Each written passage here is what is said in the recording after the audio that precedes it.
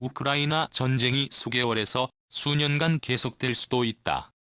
블라디미르 푸틴 러시아 대통령이 우크라이나 전체를 장악하려는 야심을 버리지 않았다. 최근 나토 사무총장이 발표한 끔찍하지만 매우 현실적인 미래의 전망입니다. 2012년 1월 20일에 러시아군이 우크라이나의 돈바스 지역에 군대를 보내면서 시작된 우크라이나 사태가 2달도 채 되지 않았는데 수많은 우크라이나인들의 목숨을 잃었을 뿐만 아니라 4,500만 우크라이나 국민들의 삶의 터전을 잃고 타지로 망명을 떠나 하루하루 버티기도 힘겨운 생활을 이어나가고 있습니다.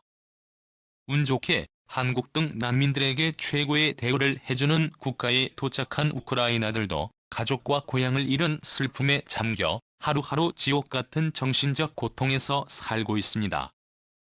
자, 그런데 얼마 전 북한이 한국을 제2의 우크라이나로 만들 수 있다는 충격적인 발표를 해 논란이 되고 있습니다.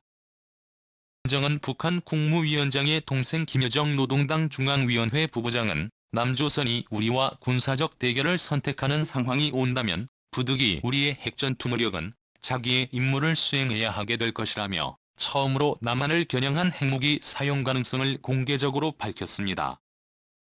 김정은 이날 조선중앙통신을 통해 발표한 담화에서 우리는 남조선을 무력의 상대로 보지 않는다면서 이것은 순수 핵보유국과의 군사력 대비로 보는 견해가 아니라 서로 싸우진 말아야 할 같은 민족이기 때문이라고 말했습니다.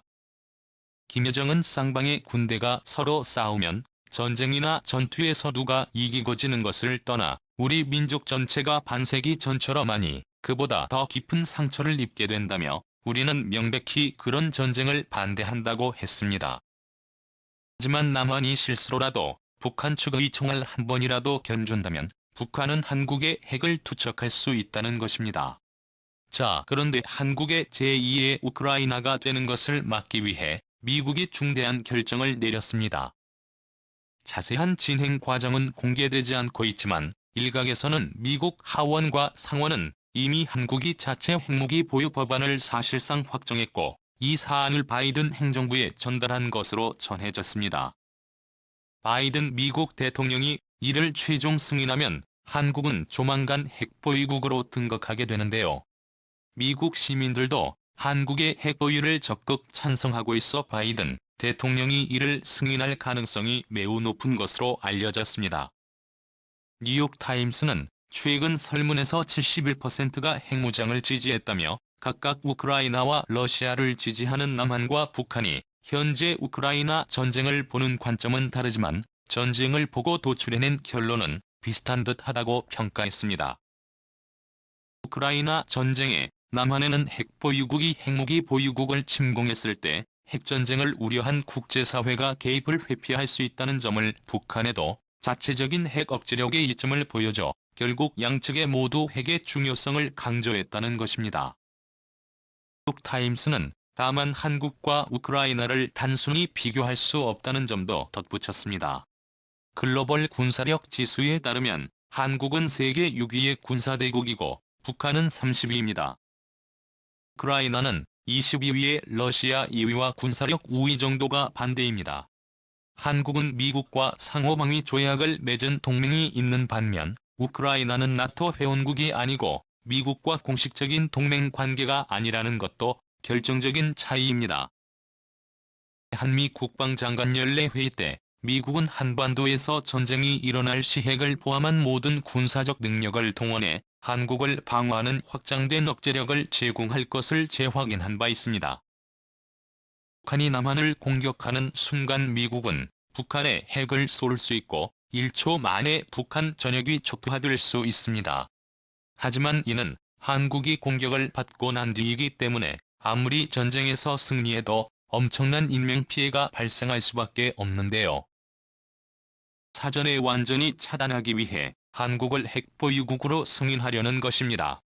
실제로 이미 한국은 승인 즉시의 3개월 만에 핵무기를 만들 수 있는 능력을 보유한 것으로 알려졌습니다.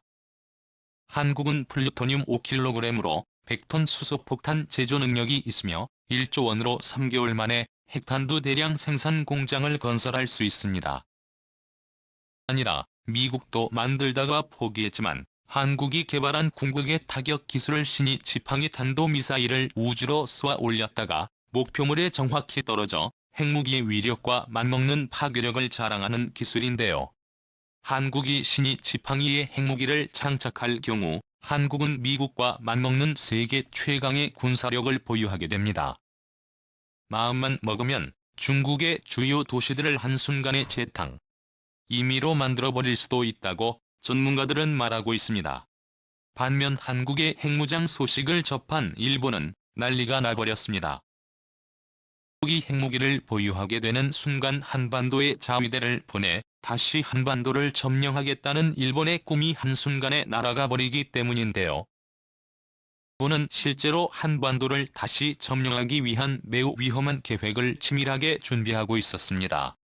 기시 노부오 일본 방위상이 북한과 중국 등 주변국의 미사일 기지 등을 직접 타격하는 적기지 공격 능력 보유와 관련해 자위대 전투기가 상대국 영공에 들어가 군사 거점을 폭격하는 것도 배제하지 않는다고 말했습니다. 일본 자위대가 한반도에 군사행동을 할 수도 있다는 의미가 됩니다. 너무나 위험한 발상인데요. 방위상은 16일 중의원 예산위원회에서 나가스마 아키라 이번 민주당 의원이 자위권 발동 요건을 갖추면 상대국 영공 내에 일본 전투기가 들어가 폭탄을 떨어뜨린 것도 적기지 공격 능력 선택사항에 있느냐라는 물음에 배제하지 않는다고 답했습니다. 기시 방위상은 국민을 지키기 위해 마땅한 수단이 없고 필요 최소한의 실력 행사 등 자위권의 발동 요건을 충족하는 것이 전제라고 설명했습니다. 최근 아베 전 총리를 중심으로 이러한 일본의 계획이 속도를 내고 있습니다. 7일 도쿄신문의 보도에 따르면 일본 방위성은 연말에 예정된 방위대강과 중기방위력 정비 계획 개정에 맞춰 장사정포 스탠드포 미사일을 증강한다는 방침을 5일 집권자민당 안전보장조사회가 비공개로 연 회의에서 표명했습니다. 스탠드오프 미사일은 상대의 공격력이 미치는 범위 바깥에서 발사하는 장거리 무기를 의미합니다. 이와 관련 육상해상 항공망료간부의 간부는 방위장비청이 개발 중인 12식 지대함 유도탄 개량형의 조기 실용화를 위한 예산 확보를 요구했다고 회의 참석자가 전했습니다. 보도대로라면 일본 정부가 적기지 공격 능력 보유 여부에 관한 공식 결론을 아직 내리지 않았는데도 방위 당국은 장비 운용에서 보유와 별반 차이가 없는 방향을 향해 미리 움직이고 있는 셈입니다. 일본 정부는 국가안전보장 전략방위계획의 대가 중기방위력 정비계획 등 안보 관련 3가지 문서를 연말까지 개정하는 계획을 추진 중입니다. 적기지 공격능력 보유에 관한 결론은 국가안전보장 전략 등에 반영될 것으로 관측됩니다. 교도통신의 앞선 보도로는 일본 정부가 이들 3가지 문서 개정을 앞두고 실시한 의견 청취 때 전문가 대다수가 적기지 공격 능력 보유가 필요하다고 밝혔습니다. 북한과 중국의 위협을 억제한다는 것을 핑계 삼아 한국의 자위대를 대규모 파견하려 하는 것인데요. 한국의 핵무기 보유 승인이 최종 확정되는 순간 한국과 일본의 상황은 완전히 뒤바뀌게 됩니다. 사실 일본도 핵무기 개발을 시도한 적이 있습니다. 아베 신조 전 총리는 관방부 장관이던 2002년 5월 13일 와세다 대학교 공개 강연에서 일본이 원자탄을 갖는 건 헌법상 아무 문제가 없다면서 결심하면 일주일 이내에 핵무기를 가질 수 있다고 말했는데요. 중국 언론들은 후쿠시마 원전 사고 당시 일본이 미국의 지원을 거부한 이유가 바로 후쿠시마 원전의 핵무기를 은닉한 것이 발각될까봐 그런 것이라 전했습니다. 곧 한국은 합법적인 핵보유국으로 등극하고 일본은 평소에 도둑 고양이처럼 몰래 핵 개발을 하는 그런 상황이 만들어진 것이죠. 오늘도 감사합니다. 최고로 멋진 하루 보내시길 바랄게요.